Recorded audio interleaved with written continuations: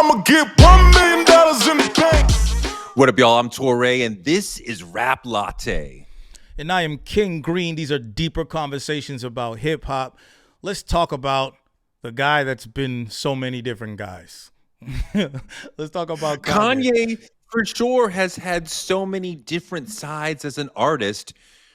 I think that it is conscious and about how complex of a thinker he is and how he gets bored with what he's done, and he wants to create something new, which is what a creative person really does. They want to create something new. They want to change. They want to keep giving you the same thing over and over.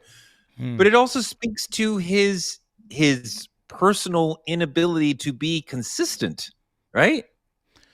Yeah, I think that's the artist, like a true artist. That's like our like kryptonite almost, but it's like we feel like we could do so many things, and then just like the consistency thing, that's a business mind. That's why Jay-Z's so good at it, right? It's because he's like applies the business mind to his artistic abilities, whereas like an artist is like, yo, I'm working on this album that never comes out because you flipped and now you're working on a different album, or you're like, I'm making chairs now, or that, which is what the Pharrell movie was talking about, how he was just going in different ways because you feel like you could do these things. You have so many avenues. But yeah, so Kanye has these different eras, right? So where Kanye starts off, I was watching the Is Genius. it three? My question is it three? Yeah. I wonder if we're going to come up with, is it 3 eras of Kanye, or is it 3 or 4 4 eras of Kanye? It's 3 or 4. I think as we talk and go through this and walk through it, we're gonna get probably to 4, because I feel like there's the graduation trilogy, the school trilogy, right? The school College trilogy Dropout. is a clear its own chapter. Yeah. The 3 albums have the same sort of young person vibe. They're bright, they're poppy, they're fun and funny. He's comfortable to make jokes, and it's almost like this is always like the Polo era of Kanye, in that I want to be popular, I want to shine, I want to be famous, I want you to like me, and I'm not conflicted about me wanting you to like me. Later on, he gets more conflicted about whether or not you should like him. Yeah, because it was the proclamation of the black other, right?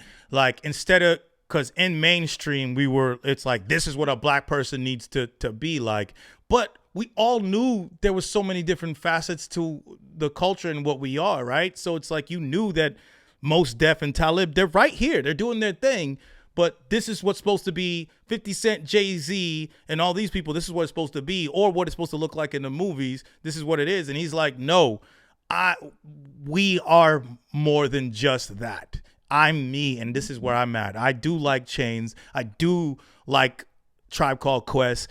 I rock with Jay-Z and Mos Def at the same time. I read comic books and watch anime, and I like porn. That was one of his addictions, right? So yes.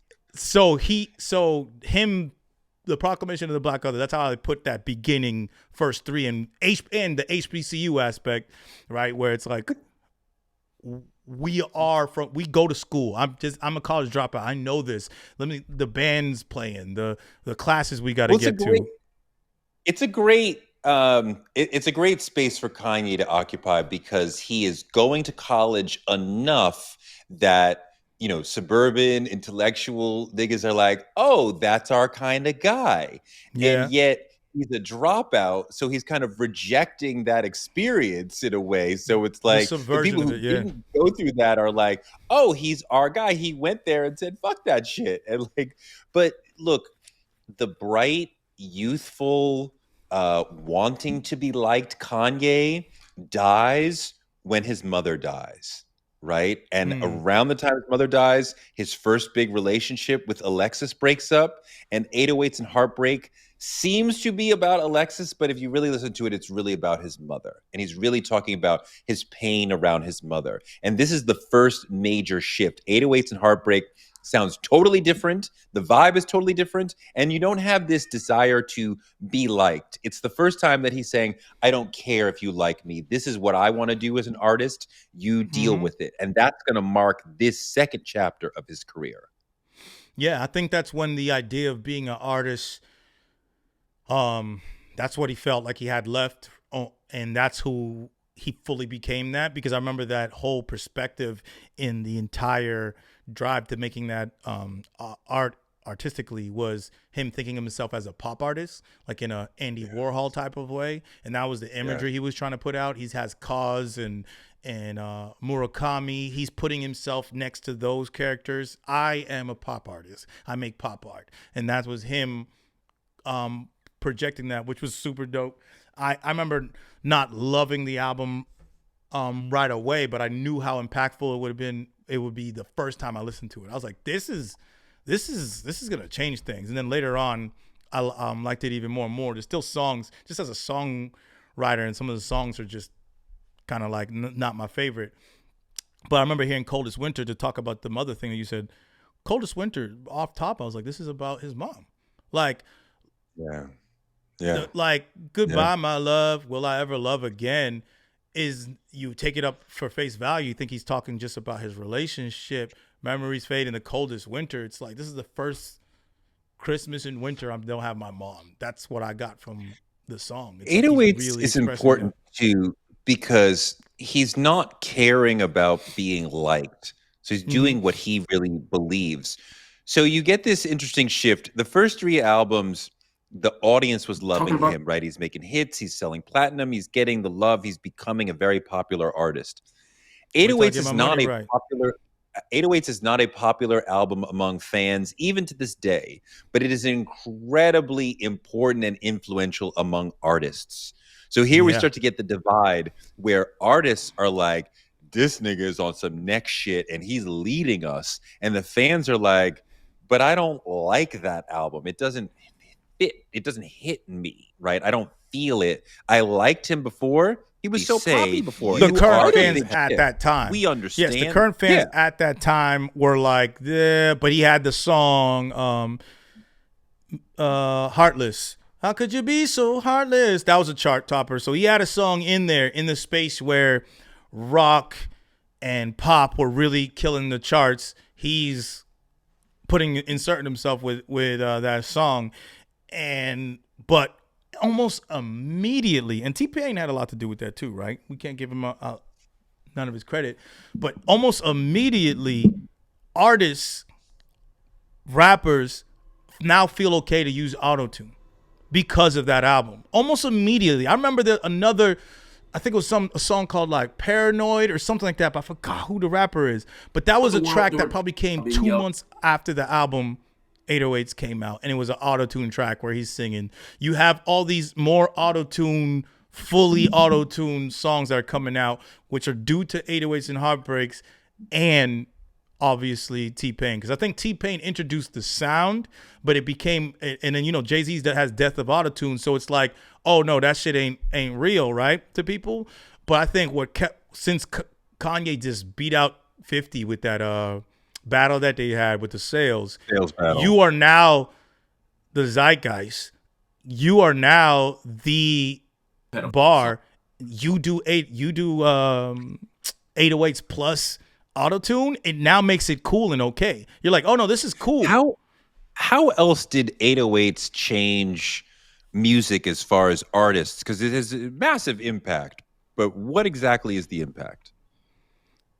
You don't get Lil Uzi without 808s and Heartbreak. You don't get Future, Playboy Cardi, Future to a degree, but he was like around there that way. But I think it allows Future to every auto-tune artist, which is everything after that, I think is influenced by that project. Not solely him though. We can't give him the sole credit, but I think that project influence is every single artist after that. Like, he solidifies himself in that space because he put credibility to something that people didn't give credibility to. Like, autotune did not have any credibility, and then he added credit. And Kanye had all the credibility. We're talking about the College Dropout. Let's go back in eras.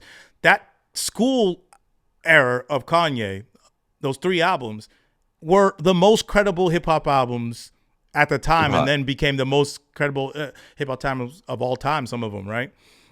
So if that guy's using autotune, this is okay. It's okay. And using it in an artistic way. This is one of the more emotional 180s that we've seen. Also, 3 albums where I'm pretty happy with life. I'm making jokes. teasing the audience, right? Here's a fun workout plan to get your weight off for the summer because everyone wants to be cute. And the next album Mm. is I'm crying, and it's electronic, and it's not bright and poppy. It is like this dirge of like machines and robots and like, and I kind of interpreted it the roboticness It's to like The relate Wall, to Pink I Floyd. don't have any feelings. I'm so numb, right? Because I'm dealing Mm-hmm. with my mom. Yep. Um, I think it's critical that the pain that he's feeling largely around mom and never really taking the time to mourn it leads to him, among other things, jumping on Taylor Swift's stage when she wins the award and saying Beyonce should have won that award. And that became a massive moment where he was mocked throughout the culture, right? And had Mm. to like leave basically, right? So he's like in Hawaii, like hiding Yep. out. Even President Obama called him a jackass, right?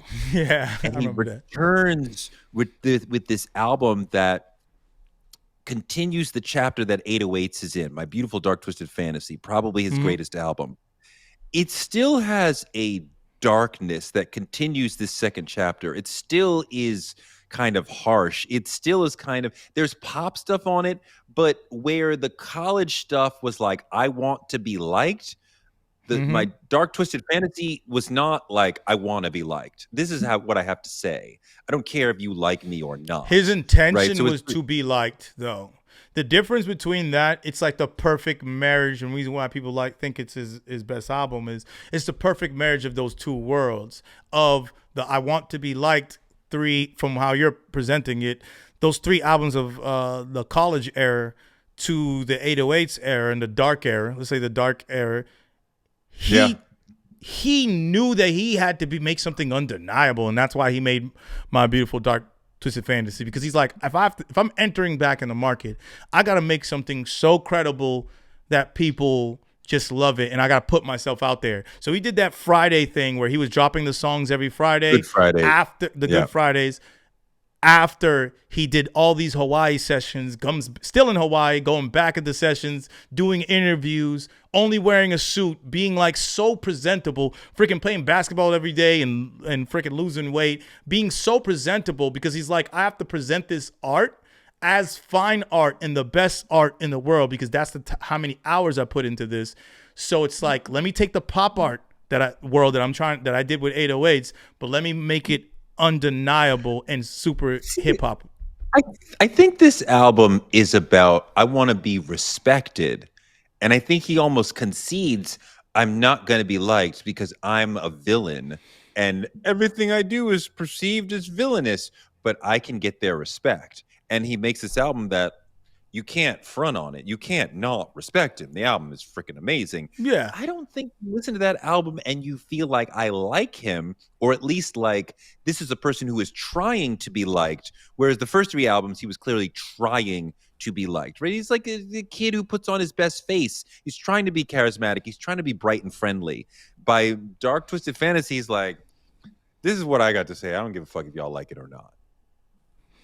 I could get the like or respect thing. I guess those two things that would. And Yeezus I put it- also pushing your boundaries. I think similar to 808s, right? It's very sonically dominating and it is pushing your boundary.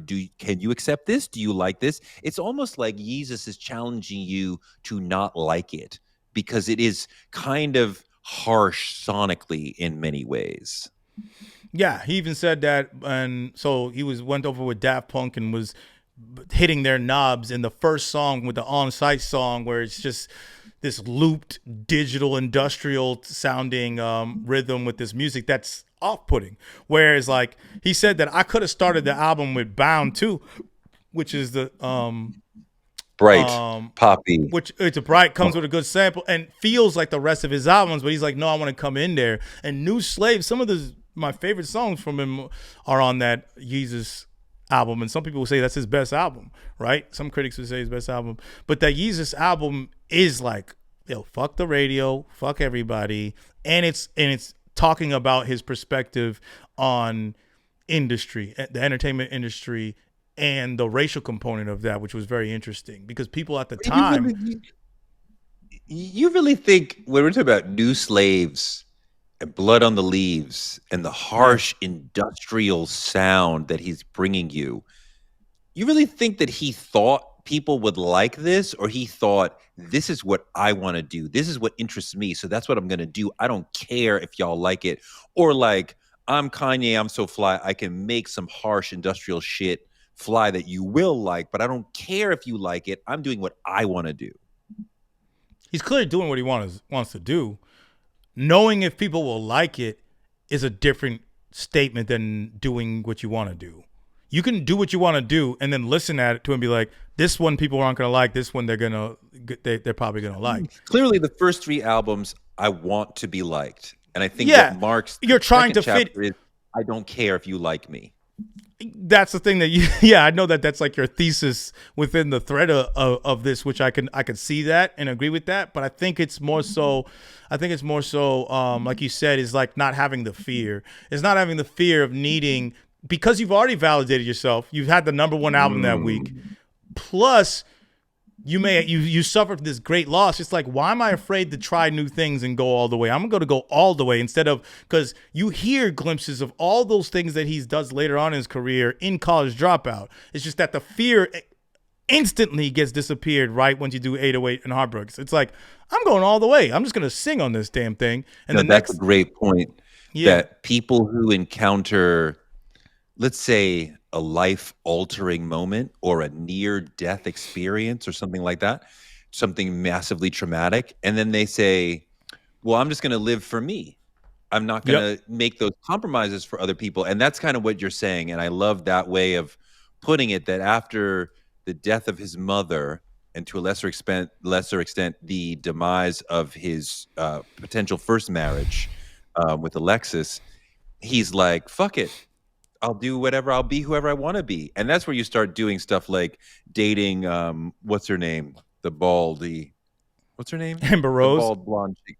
Yes. Yeah. Who's like, I mean, that's the sort of, that's the sort of person you're like, well, I'll date her if my mother wouldn't ever have to see her. And like, now this is how I'm living, right? This is who I am now. I'd So, date like, her if my I mother wouldn't have to see her. It's crazy. It's hilarious. But it's I get that. And it's funny because Amber Rose, we ain't got to get into it, but I'm saying she was definitely that visual and a nice person and came from that space, and then it kind of switched up. The question I have is the life of Pablo part of this second chapter, or does it start the third chapter of Kanye's musical Pablo career? starts for me the third chapter of because I think it's more so about him trying to push the trend forward, his own trends forward.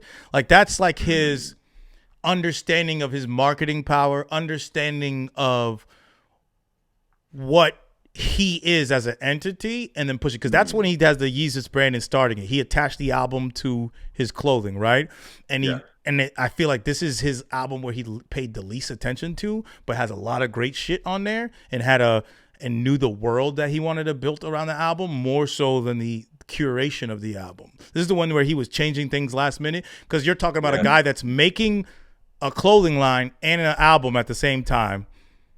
It's brighter, it's lighter, it's a little bit more, and it's the entrance to the Christian Kanye, honestly.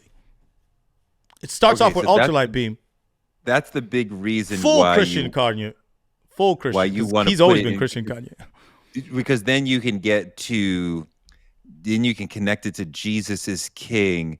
Does Ye fit in this thesis you're making of Pablo?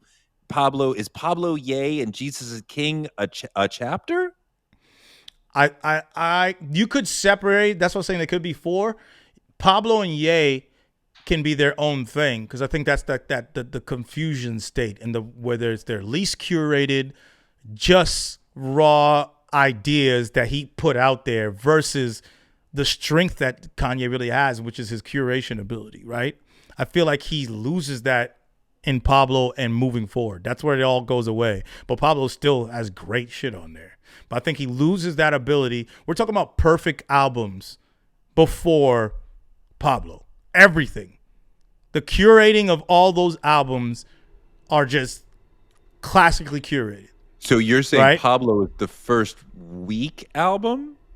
In Or the first on the so-so? curation side. I'm not saying that there's still hits. There's still some of my favorite sounds and productions on Pablo, right?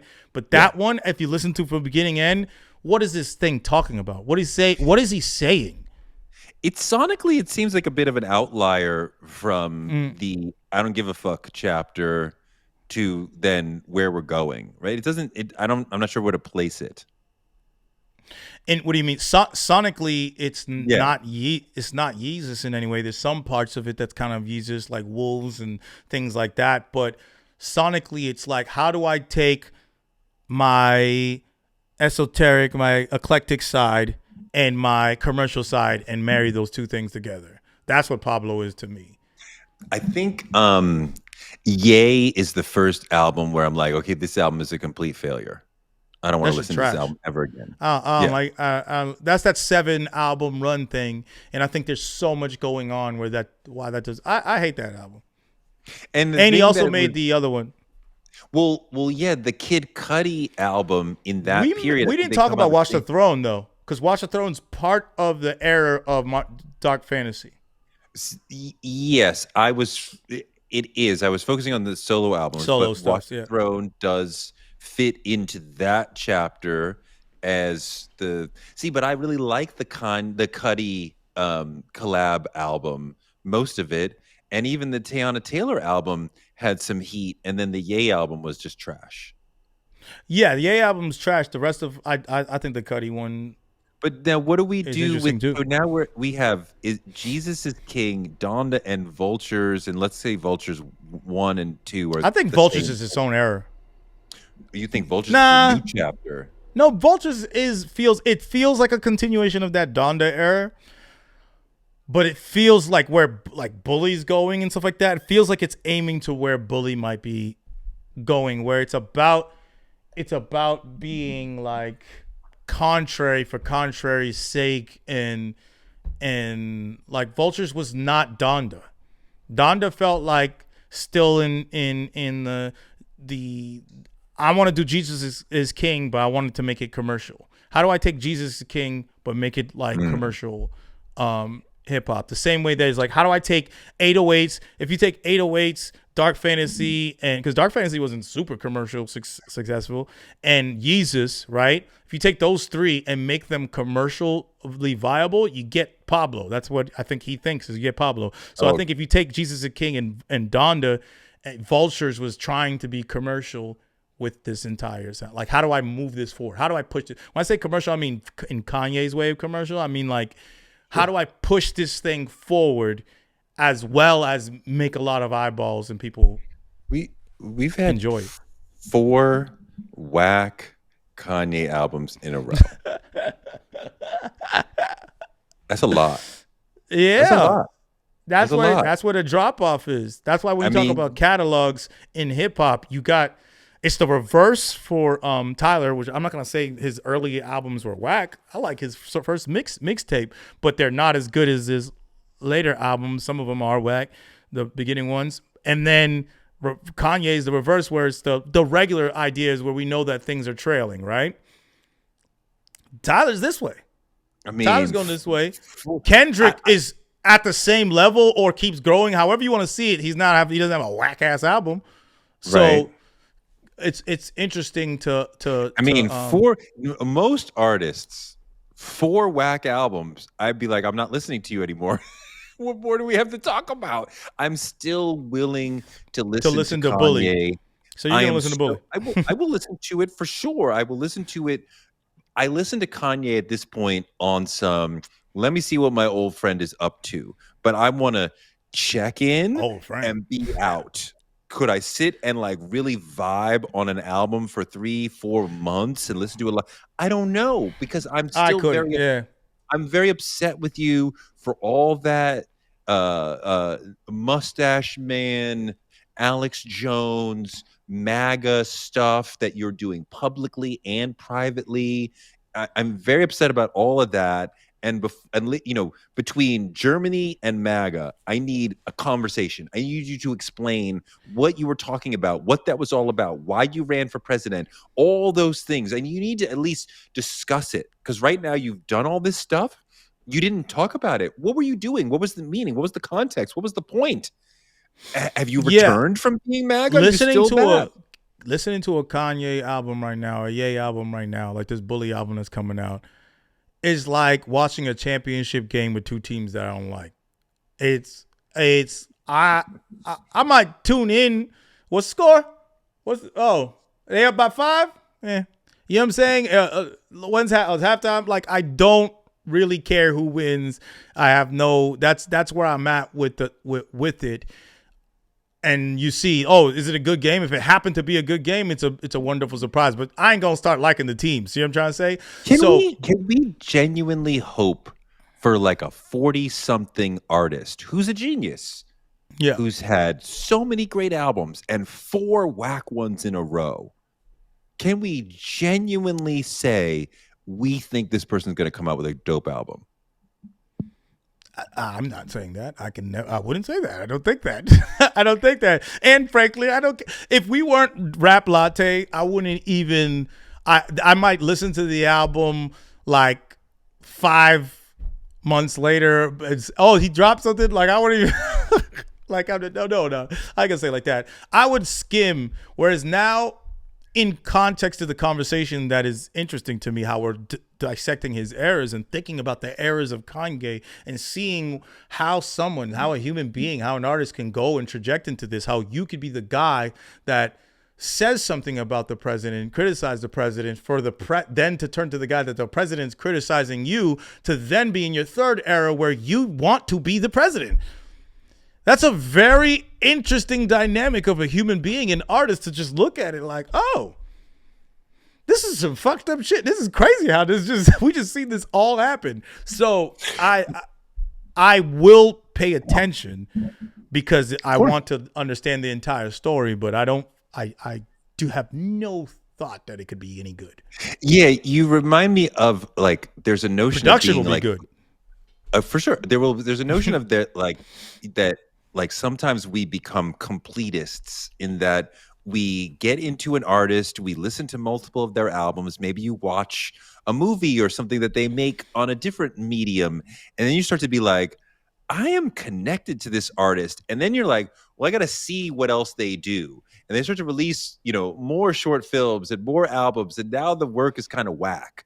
But you're like, well, I got to see what else it is. I just got to see it. I got to know what it, like, I'm a completist with Donald Glover. I got to see everything. There's a movie that he made that was whack. I watched that, right? If he makes a podcast that sucks, I'll listen to that. Like, whatever I just got to see how you're doing Donald Glover-ism this year versus last year, right? Yeah. I would feel like I got to see where you are now, Kanye. How the story goes. I'm going to listen to you once or twice and then be like, okay, I'm out. Unless it's incredible. I don't know how it could be incredible enough. Because don't you need him? I need an apology. Respond to the MAGA and the Germany stuff and at least explain to you what he was doing before you can go back to just listening to the music? He has to have a perspective and a reality that makes sense to me, because there's things there's a reason why everything could kind of be explained, and you can be forgiven for anything if you understand exactly who you are and what you have done wrong. But some people don't think that they do anything wrong, and they just keep moving on. And that's the type of space that I think he's in, and kind of always been that person, right? It's like about criticizing everybody else and joking off what you've done wrong versus like actually doing some work. You know what I'm saying? Because like even Dark Fantasy, his response to the Taylor Swift thing, which was, he shouldn't have got that bullshit for that Taylor Swift thing. It shouldn't have been that. There was a lot of racism. No, for how the level of it. You doing something that was stupid or being a jackass is different than people wanting to like hang you, like literally hang you. That's different. You don't deserve So to be the literally anger hanged was too much for you. because you are a Okay. black man, right? That's all I'm trying to say. Yeah. Versus, yeah, he did some stupid shit. People do dumb shit, right? He comes and his response to that is basically that song. Um, let's have a toast to the assholes. Let's toast to that. That's his response to that, which we got the joke and it was cool. Runaway. Runaway and we got the joke and it's cool, so it makes sense. But it's like, is that an apology? Is that him recognizing that you can't Here's really the make thing, that and declaration? we can bring it home on this idea because I did. I interviewed Kanye on his first album, and within that, I interviewed his mother, Dr. West, at length about him. Oh, for real? And then, yeah, and she was lovely. She was lovely. She was so bright and bubbly and happy, but also like brilliant and very Mm. serious about her son. And the thing that I really came down to was that he is in a single child, single parent relationship where she is 1000% supportive of him. And everything that he could imagine to do, she's there telling him, you can do it and you can be great at it. And everything he does, she's like, you're amazing. That was awesome. And this has been fantastic at helping him get from being a teenager in Chicago to a known successful producer, right? And you Mm-hmm. needed some self-confidence and some ego to You get need up that. the hill and to be a no-name producer in the room with Jay-Z and say, you should rap over this. Like that took so much confidence. And she helped him get to be that person. But when we get to a middle of his career, now he's turned into this entitled, egotistical, narcissistic person who really only thinks of himself and thinks the world of himself beyond what he should be. And it's no longer valuable for him to think so much of himself. And now you start to get into this egotistical, arrogant, obnoxious Kanye that we don't like. When we responded to his ego, I think in a funny and endearing way, the first chapter, in later chapters, we start to go, oh no, he's not egotistical. He's kind of an asshole and he's kind of a spoiled, entitled brat deep down. And we are now struggling with that. Yeah. I mean, everybody has their things. You, me, everybody, right? You pushing it out and getting it exaggerated by your fame, by your ego, by your traumas, and it coming out there in that way, that's the thing that obviously it's got to be hard to deal with, but that's the role that you're in. And how you're doing that is the whole thing. And he has, in this height of where he got, has done all that shit horribly, and everything became about the money, became about fame, and became about his own influence and ego. Like going like during the battle, he's inserting himself in the battle. Excuse me, sir, this has nothing to do with you. Just go to the side. So it's like he needed to be in every space. He felt like he needed to be in every space and be talked about all the time. And I think now he's doing this direct to consumer thing, and obviously it's working for him. If if he had to proclaim and have everybody post that he's a billionaire again, worth 2 point whatever billion dollars, which cool. Why don't you want that under wraps? Like, why do you need someone to know that you're worth that much money? I Oh think my that's God, are interesting. you kidding? I mean, shit. Like, if I was worth $1 billion, I'd make sure everybody fucking know. You can't do a press release on that We shit. different. We I different. think that I think one thing that we've seen during Kanye's life is the rise of trolling culture and the notion of trolling as a fun way to exist in the society, right? And a very reasonable thing to exist. And he has become America's biggest troll. And so, like, through his music and his art, he's like trolling us. And it makes me worried about where he is going artistically when that impulse to troll people is so strong in his spirit. I agree with that completely. Like, I'm wondering, what does bully mean? You know, is he going through which side of the bully aspect he's going? Which he usually kind of plays with both sides of every idea and concept that he has. It's always like the struggle, which is something that was beautiful about his art before. It's like, let me show you the internal struggle and let me show you yourself. Let me do the mirror of it all. But now it's like you're lost on the joke. You don't really know yourself, where you kind of stand.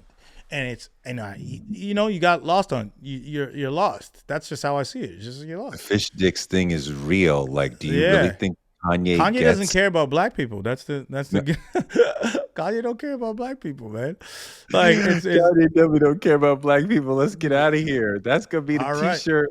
That's what's up. All Kanye right. West don't care about black people. Can't.